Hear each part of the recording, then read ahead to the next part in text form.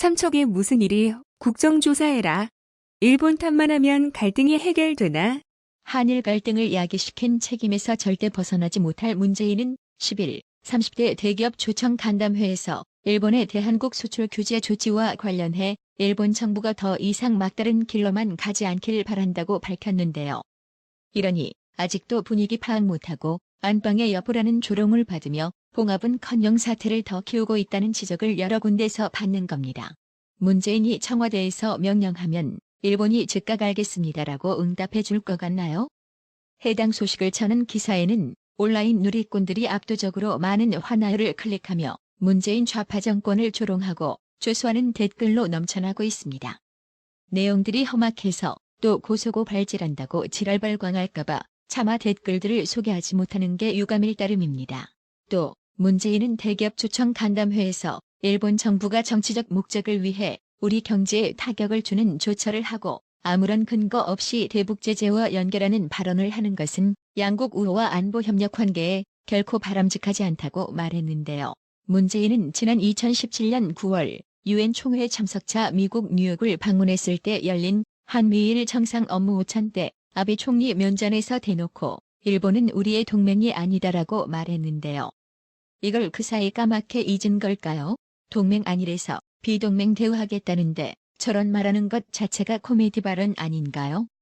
무슨 유치원생도 아니고 자기가 내뱉은 말은 책임져야지 끝까지 일본 탓만 하고 그러십니까?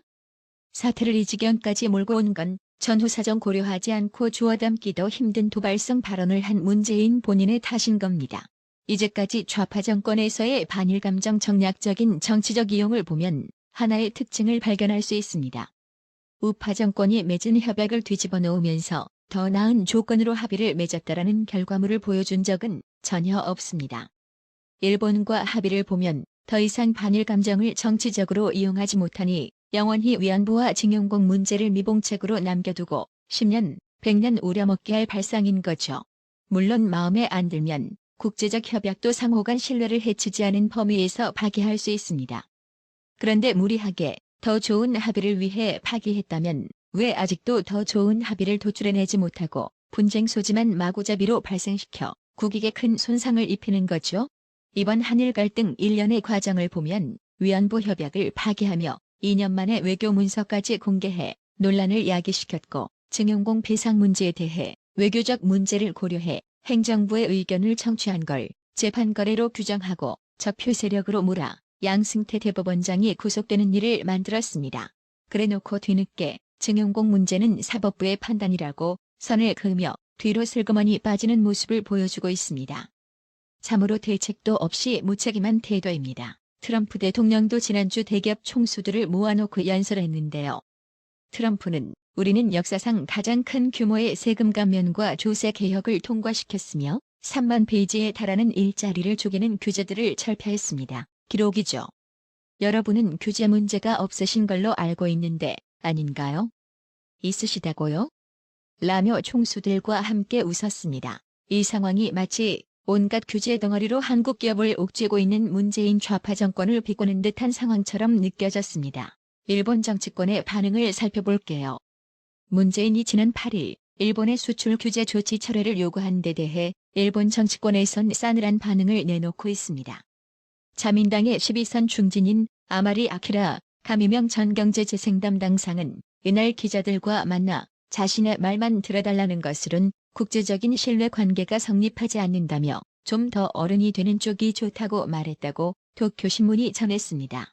또 신문은 일본 정부는 한국에 대한 수출 규제 강화 조치의 정당성을 계속 주장하고 문재인 대통령의 철회 요구에 응하지 않을 방침이라며 일본 정부는 한국 정부가 대법원의 강제징용 판결과 관련한 해결책을 강구하도록 압력을 계속 가할 것이라고 보도했습니다. 문재인이 이번 조치를 정치적 목적의 보복으로 규정하는 등 참의원 선거를 겨냥한 아베 총리의 카드로 해석하는 한국의 기류에 대해서도 일본에선 답답한 소리를 하고 있다는 반응이 나옵니다. 도쿄신문은 외교 소식통을 인용해 참의원 선거 뒤에도 아베 총리가 태도를 완화하는 일은 없다고 일본 당국의 분위기를 전했습니다. 일본 경제산업성은 무역 규제상의 우대 조치 대상인 화이트 국가 리스트에서 한국을 빼는 방안에 대해 여론조사 퍼블릭 코멘트를 실시 중입니다. 인터넷상의 조사는 지난 1일부터 24일까지 실시됩니다. 그런데 9일 TV 도쿄 보도에 따르면 첫 일주일 동안 올라온 6,300건 중 이 조치에 찬성한다는 의견이 6,200여 건, 반대는 60건이었습니다. 무려 98%의 찬성입니다. TV 도쿄는 정책과 관련해 국민의 의견을 묻는 퍼블릭 코멘트에 이렇게 많은 의견이 쇄도한 것은 극히 이례적이라고 전했습니다. 일본에서 손꼽히는 고급 정론지의 눈서류어는 전자판 유료 독자들의 반응을 보면 70에서 80% 정도가 이번 조치를 긍정적으로 평가하고 있다고 말했습니다. 한국이 약속을 지키지 않으니 더 이상 참는데도 한계가 있다며 아베 신조 총리의 입장에 동조하거나 일본이 화가 나 있다는 걸 보여줘야 한다는 의견이 특히 많다고 합니다. 국내 좌파 연기래기들 소식만 믿다가는 우물안 개구리 신세로 눈뜬 장님 신세 면치 못할 것 같습니다. 중국을 높은 산봉우리라고 추켜 세우던 문재인. 일본이 핵심 소재 수출 규제를 통해 국내 반도체 업계를 흔들고 있는 이 와중에 중국 반도체 업체 푸젠진화는 삼성전자와 SK하이닉스 연구인력 영입을 호시탐탐 노리고 있는 것으로 나타났다고 전자신문이 보도했습니다. 이에 온라인 누리꾼들은 중국은 커다란 산봉우리 같은 나라, 한국은 작은 나라지만 중국몽과 함께 하겠다는 문재인 과거 발언을 거론하며 꼬라지 보니 우리나라도 일본 전자산업이 그랬듯 중국에게 사장당할 듯. 정치인들이 너무 현실 감각이 없다. 죄다 친중만 해대서 산업이 뜯기고 있는 것도 모르쇠로 일관한다. 자기들은 산업 망해도 잘 먹고 잘 산다. 이거라고 생각하는 건가라고 일침을 날렸습니다. 한편 이런 시국에 한치 앞도 예상하지 못한 무정보력의 소유자 강경화 외교부 장관은 10일 6박 7일 일정으로 에티오피아와 가나, 남아프리카 공화국 등 아프리카 3국을 방문하기 위해 출국했습니다. 이낙연 국무총리 또한 오는 13일부터 21일까지 방글라데시, 타지키스탄, 키르기스스탄, 카타르 등 4개국을 공식 방문한다고 총리실이 9일 밝혔습니다. 이런 소식에 국민의 감정이 좋을리 만무합니다. 나라 안팎이 이토록 시끄러운데 왜 하필 이 시점에 해외 순방을 가냐는 의문이 제기될 수도 있습니다. 말 그대로 지금 한국은 첩첩산중에 있기 때문입니다. 하기사 국내에 있어 봐야 별로 도움이 안 되긴 합니다만 어쩐지 좀 껄쩍지근하네요.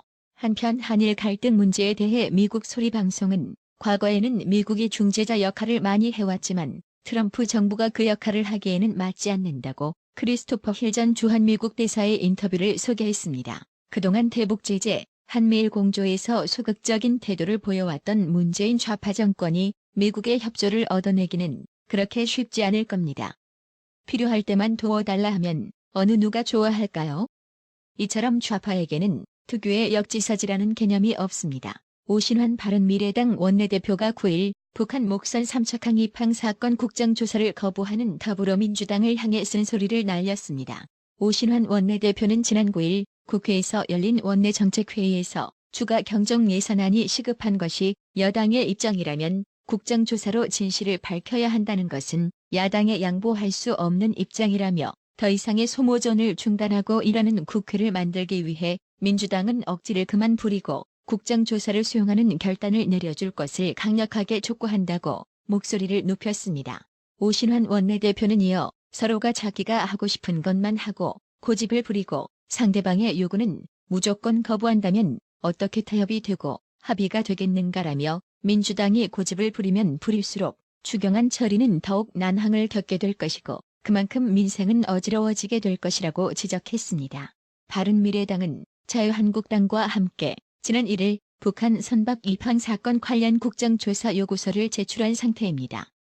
하지만 민주당은 국정조사 요구를 수용할 수 없다고 맞섰습니다. 지난달 24일 원내대표 간 합의문에는 국정조사 얘기가 없었는데 문제가 불거지는 건 야당이 추가로 요구한 탓이라는 주장입니다. 오신환 원내대표는 민주당의 주장은 어불성설이다. 합의문 작성 당시에는 정부의 조사가 진행 중이었다며 그러나 이후 은폐 조작 의혹이 하나둘씩 사실로 확인되었고 특히 지난 3일 정부 합동조사단이 조사 결과를 발표하면서 이번 사건에 청와대 국가안보실이 개입되었다는 새로운 사실을 밝혔기 때문에 국정조사를 추가해야 하는 사정 변경이 생긴 것이라고 강조했습니다. 북한 목선 삼척항 입항 사건 관련 의문점은 날이 갈수록 늘고 있습니다. 한국당 북한 선박 입항 은폐 조작 진상조사단은 국정조사에 육군 23사단 소속 상황병 투신 사망 사건도 포함시켜야 한다고 주장했습니다. 나경원 자유한국당 원내대표는 10일 북한 목선 입항 사건의 경계 책임 부대인 육군 23사단 병사가 투신 사망한 것과 관련 동력선 은폐 사건과의 관련성을 의심해 볼 수밖에 없다고 의혹을 제기했습니다. 나경원 원내대표는 이날 오전 열린 원내대표 중진 의원 연석회의에서 경계 책임이 있는 근무병이 투신 사망했는데 해당 병사가 오후 근무를 섰다며 이같이 말했습니다. 나경원 원내대표는 이미 면죄부용 합동조사단은 신뢰를 잃었고 군 수뇌부의 은폐 가담 증거가 나오는 상황에서 국정조사 없이는 사건의 실체를 밝힐 수 없다며 청와대 안보실, 국방부, 국정원, 통일부 모두 조사해 조직적 은폐, 축소 정황은 물론 수상한 탈북, 수상한 북송에 대해서도 진실을 밝혀야 한다고 했습니다. 나경원 원내대표는 여당을 향해 국정조사 요구에 대해 수용할 수 없다는 입장인데 국회가 해야 할 일은 국민들이 궁금해하는 것에 대해 진실을 밝히는 것이라며 이번 임시국회에서 반드시 국정조사가 출범해야 한다고 압박했습니다. 박동영님, 이성영님, 김군영님, 구독료 후원 정말 감사드립니다. 나라의 TV는 보다 더 양질의 컨텐츠를 생산하기 위해 자발적 구독료를 후원 형식으로 받고 있으니 많은 성원 부탁드립니다. 시청해주셔서 감사합니다. 구독은 꼭 눌러주세요.